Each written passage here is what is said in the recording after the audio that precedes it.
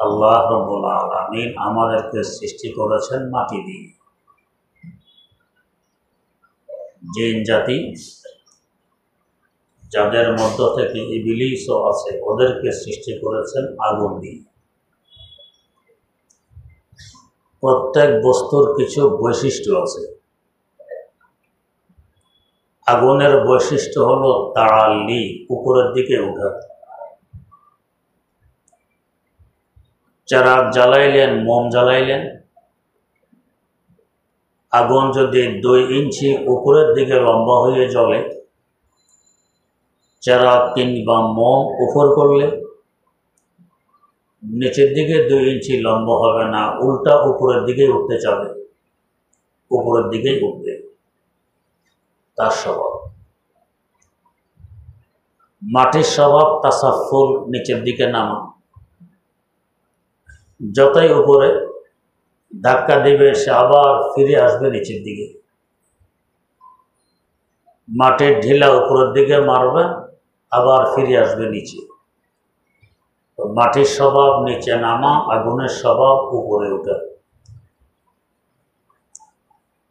আমরা সাধারণত মনে করি উপরে থাকতে পারলে আমি বড়, নিচে থাকলে আমি ছোট। ব্যাপার কিন্তু এর উল্টা।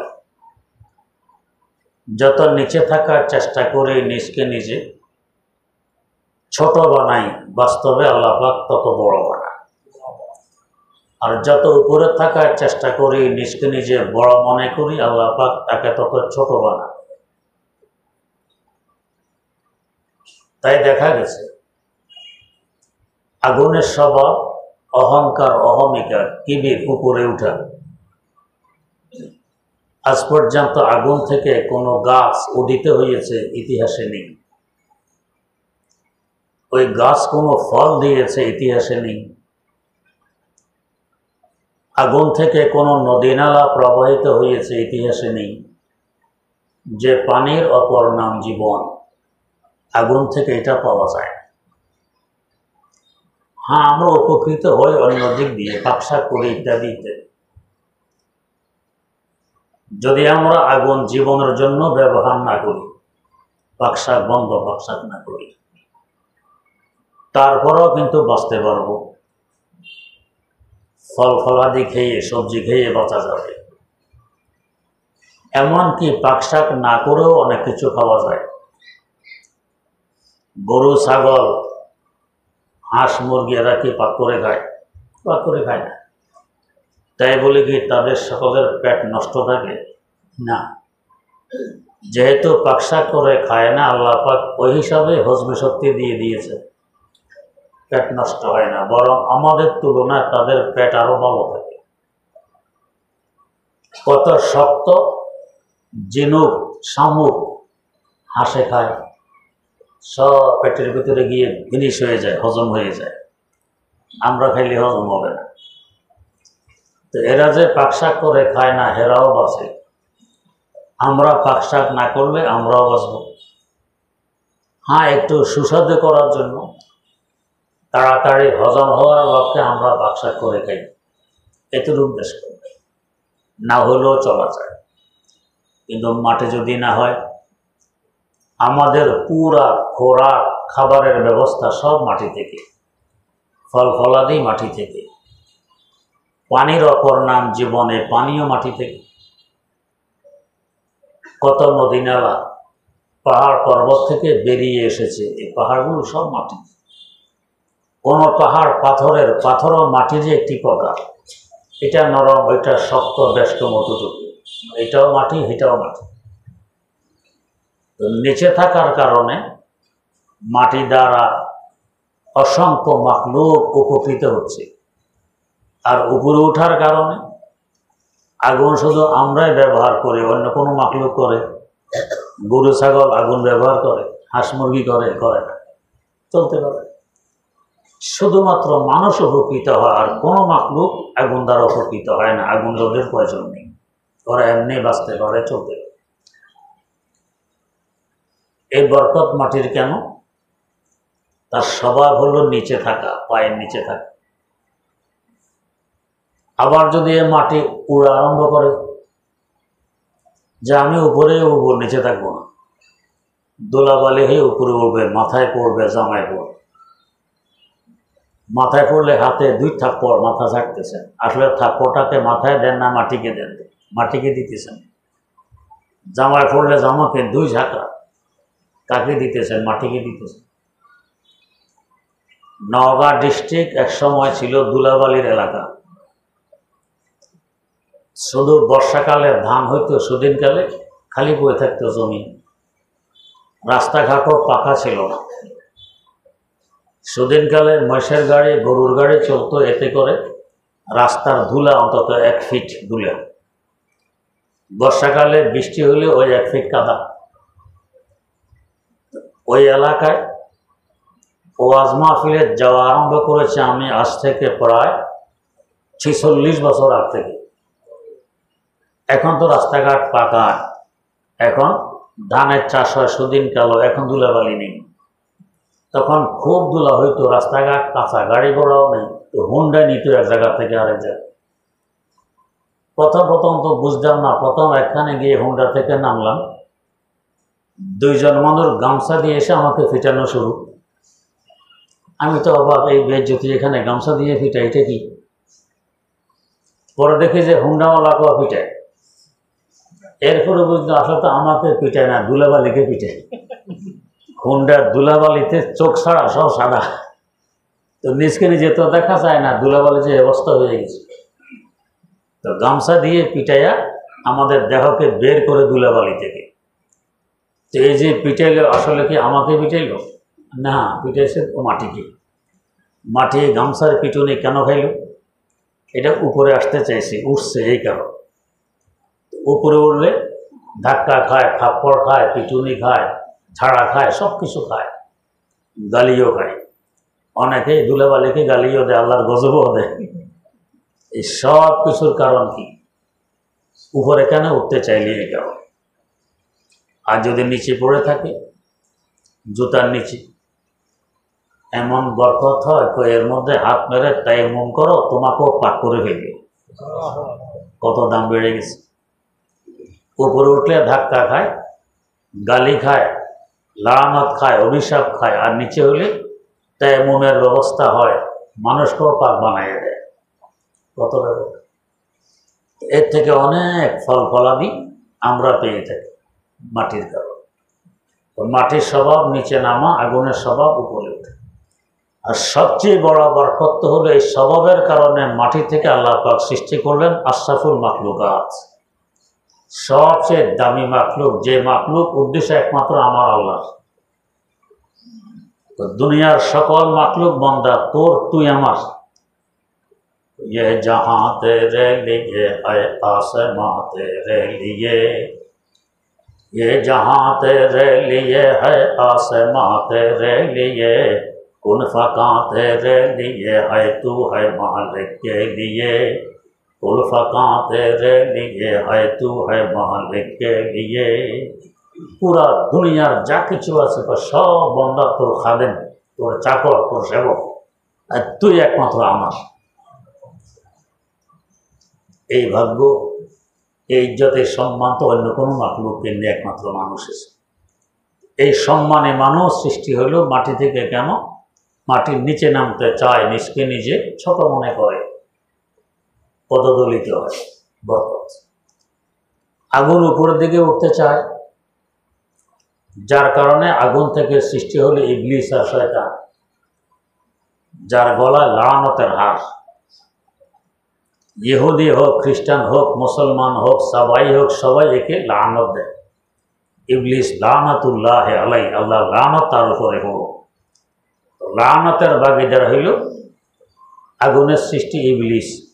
আর মাটির একজন মানুষ যদি বাস্তবে মানুষ হয়, তো নাম নিলে বলে রাহেমাহুল্লাহু তাআলা, হযরত হাফিজি হুজুর রাহেমাহুল্লাহু তাআলা, আল্লাহ তার উপর রহমত নাজিল করো। তো মাটির সৃষ্টি পাইল রহমত, আগুনের সৃষ্টি পাইল লাআনত। ব্যবধান কিসে? তো সদে আজিজ আদম চো ইস্তিগফার কর, খারে সদে শয়তান চো ইস্তিগফার কর, খারে সদে শয়তান চো ইস্তিগফার কর। আদম আলাইহিস সালাম পদস্খলন ঘটেছে, আল্লাহ পাক বেহেশত থেকে নিচে নামায় দিলেন। তা নামাইলেন কোথায়? নিচে। চাইলে তো বেহেশত থেকে উপরের দিকেও বের করতে পারতেন, সেটা না করে নিচে নামাইলেন, আদমের দাম বাড়াবে। নিচে নামাইলেন। কত নিচে? আমরা মাইল কিলোমিটার দিয়েও মাপ দিতে পারবো না, এত নিচে নামায় দিলেন আদম আলাইহিস সালামকে, যাকে বলে জমিন। ছিলেন বেহেশতে, এসে গেছেন জমিনে, এটা নিচে। কিভাবে বুঝলাম নিচে? আল্লাহ পাক বলেন, কুলনা হাবিতু মিনহা জামিআ, বেহেশত থেকে সকলেই নেমে পড়ো। নিচে নামাকে বলে হাবুত। এহেবিতু আদেশবাচক শব্দ, নিচে নেমে পড়ো। তো নিচে নামে কি নিচ থেকে না উপর থেকে? উপর থেকে। তো ছিলাম উপরে, আসলেন আরো নিচে। এক তো নিচের মাটির সৃষ্টি নামায় দিলেন নিচে, যার কারণে আদমের দাম কত বেড়ে গেছে। আদম হয়ে গেলেন আল্লাহ পাকের আজিজ, মহব্বতের পাত্র। আজিজ সাধারণ কথা। ওস্তাদ যে ছাত্রকে খুব বেশি মহব্বত করে, ভালোবাসে, ছাত্র আনুগত্যশীল হয়, একে বলে কি? আমার আজিজ অমর ছাত্র, আজিজ। তো আল্লাহ পাক আদম আলাইহিস সালামকে আজিজ বানায় নিলেন, নিচে নামলেন। এবং নিচে নেমেও ইস্তেগফার, আল্লাহ আমি ভুল করেছি, রব্বানা যালামনা আনফুসানা, আল্লাহ আমি আমার উপর জুলুম করেছি। ওই গাছের কাছে যেতে নিষেধ করেছিলেন, কাছে গিয়েছি, এটা জুলুম আমি আমার উপরে করেছি। এটা বলতে পারেন, আল্লাহ গাছের কাছে গেলে আপনার কি ক্ষতি? এত বড় কি অপরাধটা করলেন? একবারে বেহেশত থেকে বের করে দিলেন। ঠিক আছে, এই সামান্য কাজে বেহেশত থেকে বের করতে হয়, অন্য কিছু তো করতে পারতেন না, কোনো যুক্তি নেই। যুক্তি ছাড়াই কি আল্লাহ রব্বানা যালামনা আনফুসানা, আল্লাহ আমি জুলুম করেছি আমার উপর, ওয়া ইল্লাম তাগফির লানা, যদি আপনি আমাকে ক্ষমা না করেন, লানাকুনান্না মিনাল খাসিরিন, তাহলে আমি অনেক বড় ক্ষতিগ্রস্তদের মধ্য থেকে হয়ে যাব, আমার ক্ষতি হবে। এটা আপনার তো লাভ হবে না। ইস্তেগফার আর ক্ষমার কারণে আদম হয়ে গেছেন আল্লাহ পাকের আজিজ। সদর আজিজ আদম চু ইস্তেগফার কর। এক তো নিচের বস্তু মাটির সৃষ্টি, দ্বিতীয়ত নেমে গেলেন আরো নিচে, তৃতীয়ত নিচকে আরো নিচে রেখে ছোট বানাইয়ে ইস্তেগফার করলেন, আল্লাহ আমি অন্যায় করেছি, জুলুম করেছি। শয়তান সৃষ্টি আগুনের উপরের দিকে উঠতে চায়, যুক্তি দিল আল্লাহ উল্টা আদেশ করতেছেন, সে মাটির সৃষ্টি, আমি আগুনের তৈরি। আগুন থাকে মাথার উপরে, মাটি থাকে পায়ের নিচে। ও আমাকে সিজদা করবে, উল্টা আপনি বলতেছেন আমি তাকে সিজদা করবো, উল্টা কথা হইল কি?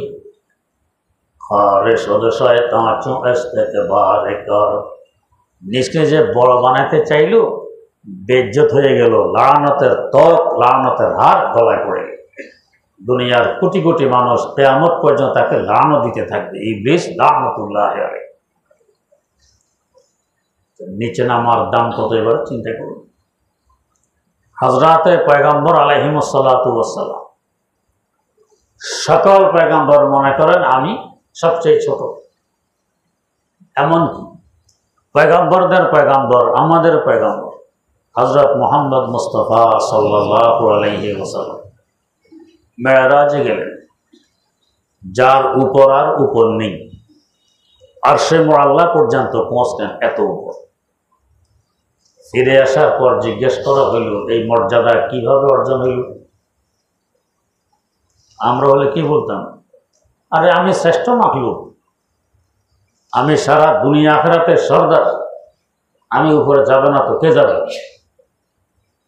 আমার সামনে একদিন একজনের ফোন করতেছে, আমার থেকে এলাকায় আর যোগ্য কে আছে, আমাকে সভাপতি বানাবে না তো কাকে বানাবেন? দলীয় সভাপতি নিযুক্ত হইতেছে, ফোন করতেছে আমি সামনে, আমার থেকে যোগ্য কে আছে এলাকায়, আমাকে সভাপতি বানাবে না কাকে বানাবে? কিন্তু মাশাআল্লাহ বানানো হয়নি। যোগ্যতা দাবি করছেন, মাশাআল্লাহ বানানো হয়।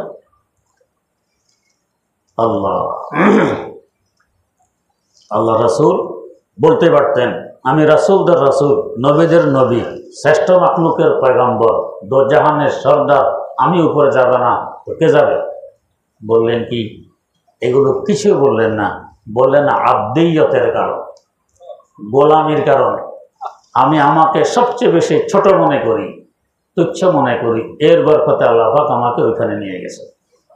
চিন্তা করি তো, পয়গম্বরের শিক্ষা ছোট হয়ে থাকো, আল্লাহ পাক বড় বানাই দিবেন। আর যদি বড় হইতে চাও, নিজকে নিজে বড় বানাতে চাও, অহংকার অহমিকা লিপ্ত থাকো, তো বড় হতে পারবে না, আরো ছোট হয়ে যাবে। আদব আর বেআদব, আদবের মূল বৈশিষ্ট্য ছোট হওয়া, বেআদবের মূল বৈশিষ্ট্য বড় হওয়া। বেআদবি কেন করে? হ্যাঁ, আমাকে এই কথা বলতে পারে? আমি কি তার থেকে কম বুঝি? আমি কি তার থেকে ছোট? এটাই তো বেআদবি। আর আদবওয়ালা তো গালি দিয়েছে একটা, আমি 10টা হওয়ার উপযোগী। যে পরিমাণ গুনাহ আমি করছি যদি হে জানতো তো আরো 10টা দিত গালি। আমি ছোট, এটা হলো আদব। আল্লাহ রাব্বুল আলামিন আদেশ করলেন উম্মতকে কি? লা তারফাউ ফাওকা সাওতিন নবী, নবীর আওয়াজের উপরে তোমার আওয়াজ উঁচু করবে না, বড় আওয়াজে নবীর সামনে কথা বলবে না। এটা কি? আদব। আর যদি নবী থেকে আওয়াজ আমার বড়, এটা হলো বেয়াদবি। এটা ধ্বংস টেনে আনে, আর আদবে মানুষকে মর্যাদাবান বানায় দেয়। জীবনের প্রথম যে শের মুখস্থ করেছি আব্বাজান রহমতুল্লাহ আলাই থেকে। আমাদের গৃহস্থে ছিল, তো ধান মাড়াইতে হইত। তো আমি ছোট, গরুর পিছনে পিছনে গরু তাড়াই, আব্বাজানও আসেন কাজ করে। এই হাঁটতে হাঁটতে আব্বাজান কিছু শিখাইতেন, গরুর পিছনে হাঁটতেছি, ধান মাড়াইতে, এখানেও শিখাইতেন। তো জীবনের প্রথম ছোট্ট ছিলাম, শের শিখাইলেন কি? আদব তাজস্তে আজল লুৎফে ইলাহি, বেনে বরসার বেরাও হর যাকে খাহি, বেনে বরসার বেরাও হর যাকে খাহি। তো বেটা, আদব হলো একটা মুকুট।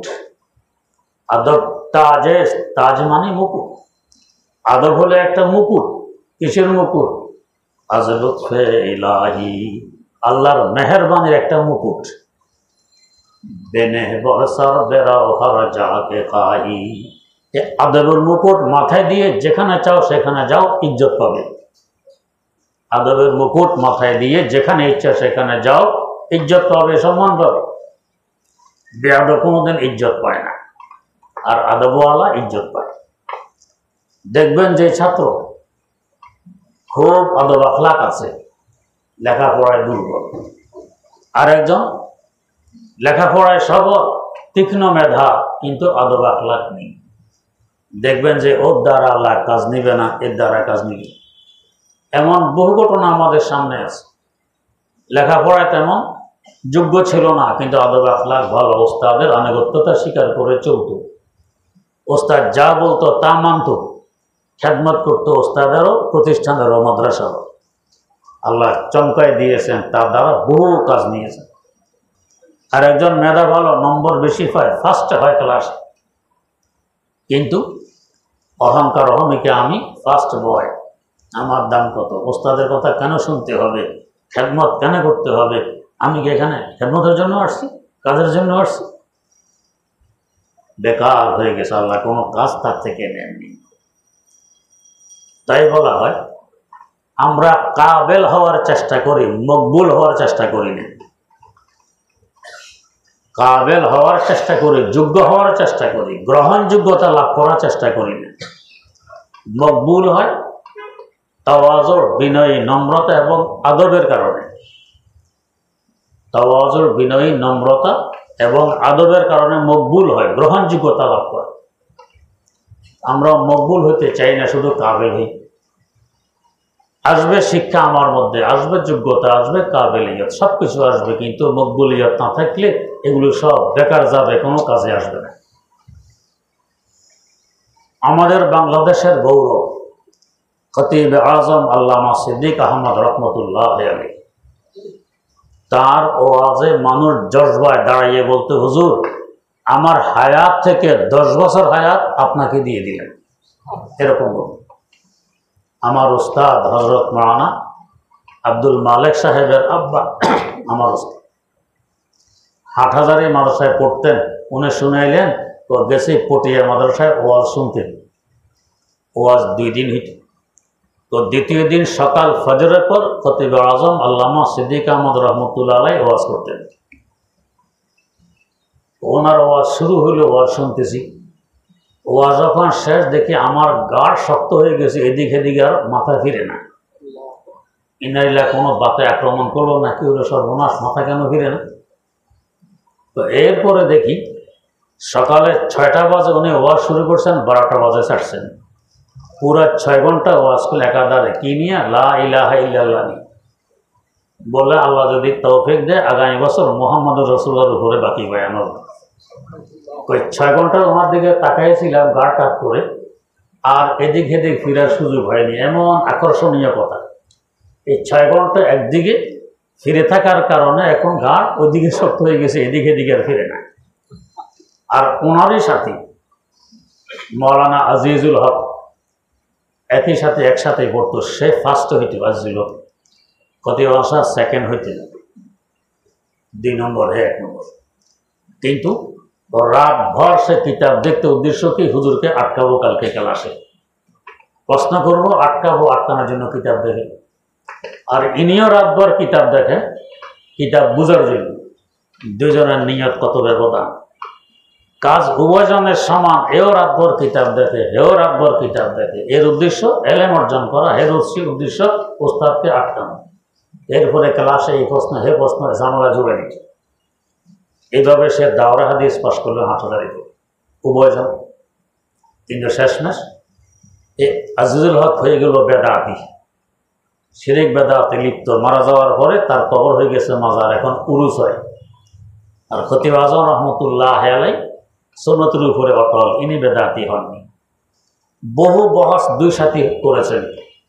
ইনি তো সেকেন্ড ম্যান, উনি ফার্স্ট ম্যান। আজিজুল হক ফার্স্ট হইত, ইনি সেকেন্ড। কিন্তু কোনো বহসে জীবনে আজিজুল হক প্রতিমা সাহেবের সাথে কুলিতে পারে।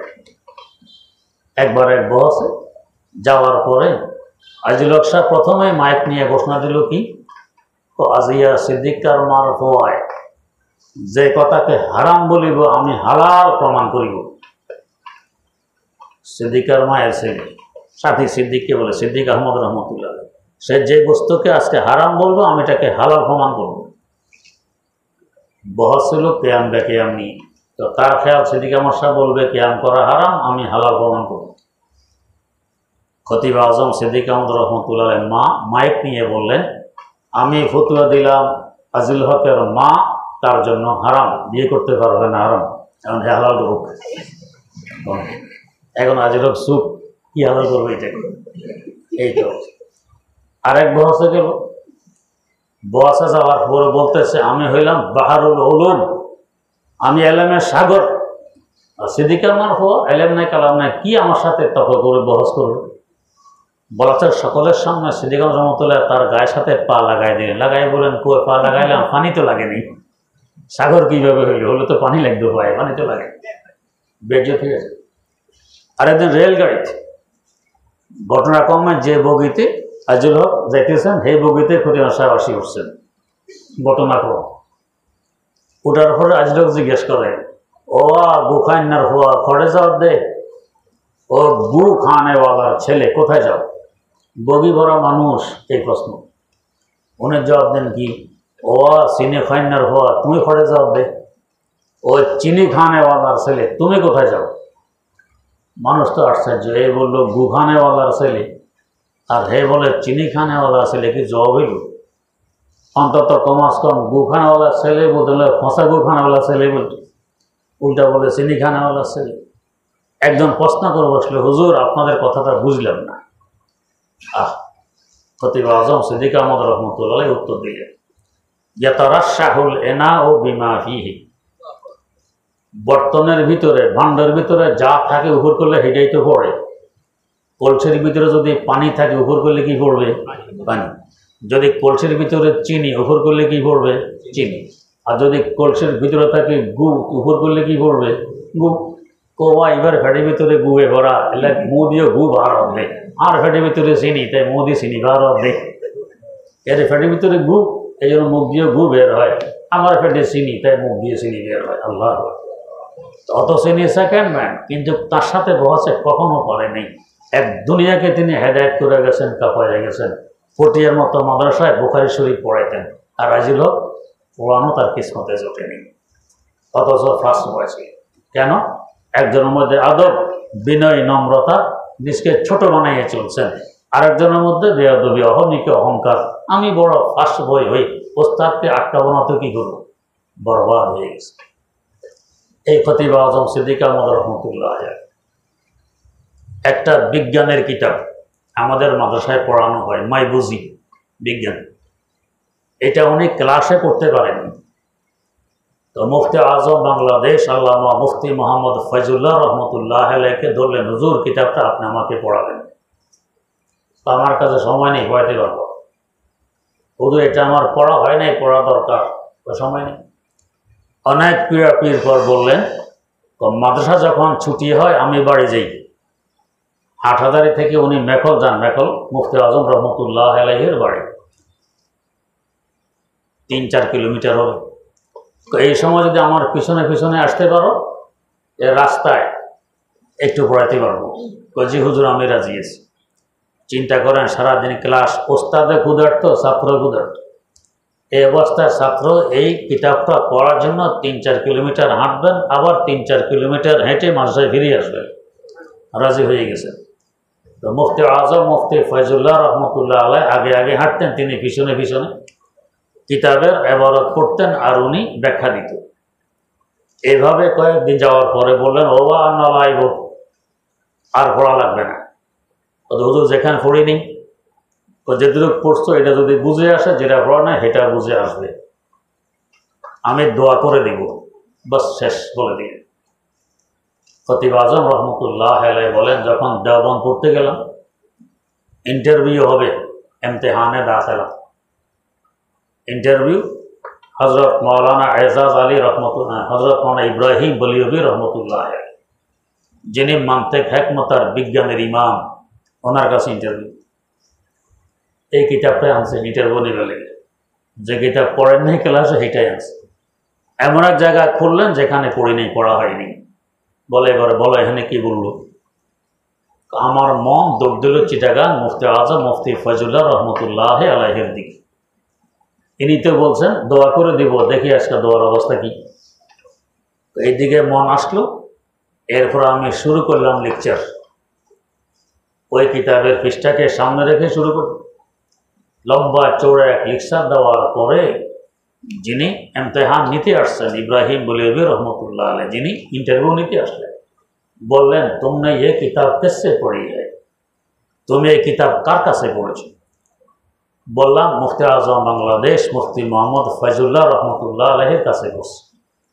और जब वतन जाओगे उनसे मेरा सलाम कह देना, যখন দেশে ফিরে যাবে তাকে আমার সালামটা পৌঁছাইও। কামিয়াব হয়ে গেছে। তো চিন্তা করুন, ছোট বানাইলে লাভ কত, বড় বানাইলে ক্ষতি কত। আজিজুল হক তো বড় বানাইছেন এবং দাবি করতে যখন আমি সৈয়দ বংশের মানুষ, সৈয়দ, গায়ের রং ছিল খুব কালো, খুব কালো। তো খতিমা সাহেব চিটাঙের ভাষায় কবিতা বলতেন, তো সকল সৈয়দ দলা দলা, তুই সৈয়দ কা কালা, না সৈয়দের বোনের জামা, না সৈয়দের হালা। তো সব সৈয়দ দেখি সাদা, সুন্দর সুন্দর, তুই কালা থেকে আসবে, আমাকে সৈয়দের ভগ্নিপতি না সৈয়দের শালা, এটাতে বুঝি না। তো সকল সৈয়দ দলা দলা, তুই সৈয়দ কা কালা, চিটাঙের ভাষায় সাদাকে বলে দলা। সকল সৈয়দ দলা দলা, তুই সৈয়দ কা কালা, না সৈয়দের বোনের জামায়, না সৈয়দের হালা। কবিতা করতো, কিন্তু এই বেটা তো জবাব ছিল। তো যিনি সেকেন্ড বয় আল্লাহ পাক কামিয়াব করে ফেলেছেন, কেন? বিনয়, নম্রতা, নিজ নিজে ছোট বানায় চলতেন, এই জন্য কামিয়াব। আর যিনি ফার্স্ট বয়, নিজকে নিজে বড় বানাইতে চাইছেন, ক্লাসে ওস্তাদকে আটকাই দিবেন প্রশ্ন করে, সারা রাত কিতাব পড়ে আটকানোর জন্য আল্লাহ পাক তাকে উঁচু বানান নাই, ধ্বংস করে দিলেন, বেদাতি হয়ে গেছে। হাদিস পড়ানো, কিতাব পড়ানো ভাগ্যে জোটেনি। মান তাওয়াযা লিল্লাহি রাফা'াহুল্লাহ, রাসূল আকরাম সাল্লাল্লাহু আলাইহি ওয়াসাল্লাম বললেন, যে আল্লাহর ওয়াস্তে নিজে ছোট বানায়, আল্লাহ তাকে বড় বানায় দেয়। কিন্তু একা একা নিজকে ছোট বানানো যায় না। ছোট বানাইতে হলে আরেকজনের জুতা সোজা করা লাগে, তবে যাইয়া ছোট বানানো সম্ভব হয়, না হইলে হয় না। তাই দেখা গেছে আমাদের যত বড় বড় বুজুর্গ পীর আউলিয়া কারো না কারো জুতা সোজা করছেন বহুদিন। হযরত খাজা মঈনুদ্দিন আজমিরি রাহিমাহুল্লাহ, যার নাম শুনলে শ্রদ্ধা ভক্তিতে এখনো কোটি কোটি মানুষের মাথা নত হয়। আল্লাহ, যার হাতে এক বর্ণনা অনুযায়ী ৯৯ লক্ষ কাফের ইসলাম গ্রহণ করেছে। কত বড় মানুষ! এর আগে ছোট বানাচ্ছেন কি পরিমাণ। ওনার পীর ও মুর্শিদ হযরত খাজা ওসমান হারুনি রহমতুল্লাহ আলাইহির সাথে ছিলেন দীর্ঘ ১৬ বছর। ছিলেন তো ছিলেন, কি দায়িত্ব ছিল? পীরের চুলা মাথায় বহন করে হাঁটা। ওনারা নিজের ঘর বাড়ি বানায় এক জায়গায় থাকেননি। হেদায়েতের কাজের জন্য আলকে এখানে, কালকে এখানে, খুশু এখানে, এভাবেই ঘুরছেন সারা ভারতবর্ষ। তো পাকশাক করতে হইলে চুলার দরকার হয়। তো আগের যুগে মাটি দিয়ে চুলা বানানো হতো। এই মাটি দিয়ে চুলা বানাইয়ে এটাতে পাকশাক করতেন। যা পাকশাক এই চুলাতে করলে মাটির চুলা কি সাথে সাথে ঠান্ডা হয়? হয় না, অনেকক্ষণ যাবৎ গরম থাকে। এই গরম চুলা, খাওয়া দাওয়া শেষ, চলো সফর। এই গরম চুলায় মাথায় নিয়ে হাঁটছেন দীর্ঘ ১৬ বছর পীরের সাথে। কি পরিমাণ ছোট বানাইছেন নিজকে নিজে চিন্তা করুন। আজমিরের মতো মানুষ ১৬ বছর পীরের জুতা সোজা, আর এই পীরের মাটির চুলা মাথায় নিয়ে হাঁটা, যার বরকত আল্লাহ পাক এত বড় বানায় দিয়েছেন। আজ থেকে প্রায় ৮০০ বছর আগে ইন্তেকাল করে গেছেন। এখনো মনে হয় আকাশে বাতাসে ভেসে বেড়াচ্ছেন, এখনো যেন জিন্দা। তার নাম শুনলে শ্রদ্ধা ভক্তিতে মাথা নত হয়। ইংরেজরা যখন এই দেশ দখল করে, তারা জরিপ করেছে ভারতবর্ষে। জরিপের সারসংক্ষেপ সামনে আসলো, ভারতের মানুষদের উপরে বাদশাহী চলে মাটির নিচ থেকে। জরিপের সারসংক্ষেপ, ভারতের বাদশাহী চলে মাটির নিচ থেকে। এটার কি অর্থ? তো এক মহামানব ভারতের মাটির নিচে শায়িত। তার কথা শুনলে এখনো ভারতের মানুষেরা, কি মুসলমান কি হিন্দু, শ্রদ্ধা ভক্তিতে মাথা নত করে। ইনি হলেন খাজা মঈনুদ্দিন আজমিরি রহমতুল্লাহ আলাইহি। এত বড় কিভাবে হইলেন? আগে ছোট বানাইছেন আরেক বড়ের জুতা সোজা করার মাধ্যমে। মাটির চুলা দীর্ঘ ১৬ বছর মাথায় নিয়ে ঘুরে বেড়াল।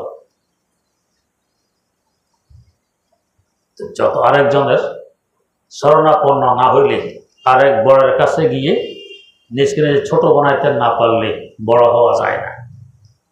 তো নিজকে যত ছোট বানাবো আরেকজন বড়ের সংসর্গে গিয়ে, এতে ইনশাআল্লাহ তরাক্কি হবে, উন্নতি হবে। যারাই বড় হয়েছেন এভাবেই হয়েছে। না হয় দেখুন, ইমাম রব্বানি আবু হানিফা সানি আল্লামা রশিদ আহমদ গঙ্গুহি রাহিমাহুল্লাহ, কাসিমুল উলুম ওয়াল খায়রাত বানিয়ে দারুল উলুম দেওবন্দ আল্লামা কাসিম নানুতুবি রাহিমাহুল্লাহ, ইমামতের দরজা উভয় জানেন, কিন্তু মুরিদ হইলেন সৈয়দ তায়েফা হযরত হাজী আমদাদুল্লাহ মুহাজির মক্কি রহমতুল্লাহ আলাইহির কাছে। গঙ্গুহি সাহেবকে প্রশ্ন করা হয়েছে, এত এলেম আপনাদের, ইমাম বললে ভুল হবে না, এবার কাছে মুরিদ হোসেন কি হিসাবে? প্রশ্নটা আমাদেরও জাগে। আর ওনাকে জিজ্ঞেস করা হইল যে এত বড় বড় আলেম, আপনার কাছে মুরিদ হয় কি হিসাবে? প্রশ্ন এটা আমারও জাগে। আমার মুরিদ হওয়ার দরকার ছিল তাদের কাছে, ওইটা হেরা মুরিদ হয়ে গেছে আমার কাছে। কিন্তু এই মুরিদ হওয়াতে আল্লাহ পাক কি চমকাইয়া দিলেন। হযরত নানুতুবি রহমতুল্লাহ আলাইহির মাধ্যমে দেওবন্দ মাদ্রাসার প্রতিষ্ঠা লাভ করে, যার প্রভাব পুরা দুনিয়াতে ছড়িয়ে আছে। দুনিয়ার যেখানে ইসলামের সহি নূর দেখা যায়, দারুল দেওবন্দে তার গোড়া পাওয়া যায়। হযরত গঙ্গুহি রহমতুল্লাহর মাধ্যমে মুসলমানদের ইমতিয়াজি শান, শিরিক বেদাত থেকে এদেরকে পাক পবিত্র করে একটা মুমতাজ শানে নিয়ে আসছে। দুই বুজুর্গের মাধ্যমে দুই কাজ আল্লাহ পাক নিলেন। মুরিদ হয়েছেন হাজী সাহেবের কাছে, তিনি বাকায়দা দাওরা হাদিসও পাশ করেননি। হাজী সাহেব বাকায়দা দাওরা হাদিসও পাশ করেন, আর এরা তো দাওরা হাদিস পড়ুয়া, হাদিস পড়ে আসছে এত বড় বড় আলেম। আমার শেখ মুর্শিদ শেখুল ইসলাম আল্লামা তাকে ওসমানী দামাত বারকাতুহু মুরিদ হয়েছেন, যার কাছে ডক্টর আব্দুল হাই আরিফি রহমতুল্লাহ আলাইহি। উনি মাদ্রাসায় লেখাপড়াই করেননি, জেনারেল শিক্ষিত মানুষ, কিন্তু এলেমের পাহাড়, আমলের পাহাড় মুরিদ হয়ে গেছে ডক্টর আব্দুল হাই আরেফি রহমতুল্লাহ আলাইহির কাছে। আল্লাহ পাক চমকাই দিন। আর মুরিদ হয়েছেন তো হয়েছেন, মুরিদ হওয়ার পরে বললেন কি, তোমার ওয়াজ করা নিষেধ। আমরা মতো ইন্না লিল্লাহি, হুজুর উল্টা কথা বলতেছে, ওয়াজ করলে আল্লাহর বান্দা হেদায়েত হবে, আমার সওয়াব হবে, ওয়াজ করা নিষেধ। এ কিসের ফির? হ্যাঁ, বাধ্য। বাস নিষেধ তো নিষেধ। দুই ভাই কি, মুফতি আজম আল্লামা রফি ওসমানী রহমতুল্লাহ আলাইহি আর শাইখুল ইসলাম আল্লামা তাকি ওসমানী দামাত বারাকাতুহু, দুই ভাইকে নিষেধ করে দিলেন ওয়াজ করা নিষেধ। বাস এক নিষেধে ওয়াজ বন্ধ। 3 বছর পরে বলেন এবার ওয়াজ করতে পারো। 3 বছর পরে অনুমতি দিলেন। যার কারণে এখন ওনাদের জবান দিয়ে যা বের হয়, হাতের কলম দিয়ে যা বের হয়, সব ছেপে চলে আসে, গোটা দুনিয়াবাসী যার দ্বারা উপকৃত হইতেছে। তাহলে কি পরিমাণ ছোট বানাইছেন যে একজন মাদ্রাসায় পড়ুয়া নয়, বাকায়দা দাওরা ফারেক নন, আর ওনার কাছে গিয়ে মুরিদ হন, উনি আবার নিষেধ করে ওয়াজ করা নিষেধ। কি পরিমাণ নিষ্কিনে যে ছোট মনে করলে এই হুকুমগুলো মানা সম্ভব হয়। মেনেছেন, যার কারণে আল্লাহ পাক বড় বানাই দিয়েছেন। আল্লাহ তো আদব এটা আসে নিশ্চয় যে ছোট বানাইলে, আর বড় মনে করলে বেয়াদবি আসে। বেয়াদব কোনোদিন নিজেও শান্তিতে থাকে না, দুনিয়াকেও শান্তিতে থাকতে দেয় না। তবে আদব তনহা না খুবরা দাস্তে বদ, বলকে আতিশ দরহামা আফাকে জাদ, বলকে আতিশ দরহামা আফাকে জাদ। তো বেয়াদব শুধু একা অশান্তিতে থাকে না, এক দুনিয়াকে অশান্তি করে তোলে, অশান্তির আগুন জ্বালায় দেবে। তো ছোট বানাইলে আদব আসে, আর বড় মনে করলে বেয়াদবি আসে। বেয়াদব আল্লাহর কাছেও গ্রহণযোগ্যতা লাভ করতে পারে না, মাখলুকের কাছেও করে। আর আদবওয়ালা আল্লাহর কাছেও গ্রহণযোগ্যতা লাভ করে, মাখলুকের কাছেও করে। আল্লাহ রাব্বুল আলামিন আমাদেরকে ছোট হয়ে থাকার, আদব আখলাক নিয়ে থাকার তৌফিক দান করুন। সুবহানাল্লাহি ওয়া বিহামদিহি, সুবহানাকাল্লাহুম্মা ওয়া বিহামদিক, আশহাদু আল্লা ইলাহা ইল্লা আনতা, আস্তাগফিরুকা ওয়া আতুবু ইলাইক।